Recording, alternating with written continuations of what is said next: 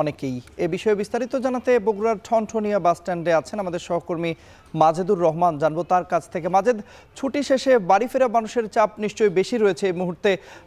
যারা গাড়ি পাচ্ছেন না তারা আসলে বিকল্প কোনো উপায়ে নগরে ফেরার চেষ্টা করছেন কিনা এবং একই সঙ্গে বাড়তি ভাড়া নেওয়া হচ্ছে কিনা, কোনো অভিযোগ পেয়েছেন কিনা, বিস্তারিত জানাবেন। তন্ময়, আপনি জানেন যে ভোট এবং সাপ্তাহিক ছুটি মিলে টানা যে 3 দিনের ছুটি, সেই ছুটি কাটাতে কিন্তু অনেকেই চলে আসছিলেন তাদের গ্রামের বাড়ি এবং নিজ নিজ এলাকায়, যেখানে তাদের ভোট দেওয়ার যে কেন্দ্রগুলো সেখানে আসছিলেন। এবং তাদের এই যে দীর্ঘ ছুটির পরে 3 দিনের ছুটির পরে তাদেরকে কিন্তু এখন কর্মস্থলে ফিরতেই হচ্ছে এবং কর্মস্থলে ফেরা উপলক্ষে যে একটা বাড়তি চাপ, স্বাভাবিক দিনের তুলনায় যে বাড়তি চাপ, সেটি কিন্তু লক্ষ্য করা গেছে। আমরা যে বাস স্ট্যান্ডে রয়েছি, ঠনঠনিয়া বাস স্ট্যান্ড, যেটি দূরপাল্লার বাস স্ট্যান্ড, সেখানে আপনি দেখতে পাচ্ছেন যে প্রচুর পরিমাণে লোক কিন্তু এখানে ওখানে ঘোরাঘুরি করছে এবং তারা চেষ্টা করছে যে তাদের কর্মস্থলে আজকে যেন নিরাপদে ফিরতে পারে এই কারণে।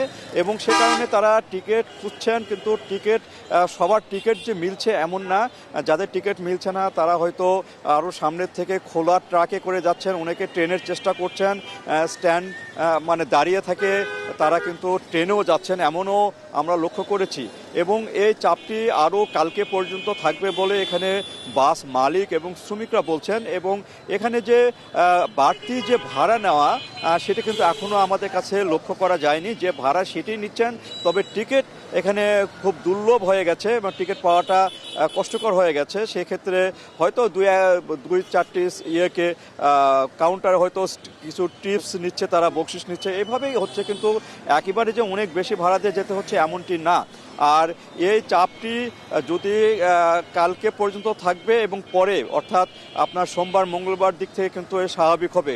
কারণ অনেকে কিন্তু এই ছুটির পরেও কিন্তু একদিন ছুটি নিয়েছেন এমনটি বলছেন। এই জন্য তারা অনেকে হয়তো কালকেও যাবেন। এবং গতকালের চাপটা কিন্তু আরও বেশি ছিল, আজকে একটু কম, কিন্তু আগামীকালও যে চাপ থাকবে সেটিও বলছে এখানকার যে বাস মালিক এবং শ্রমিকরা।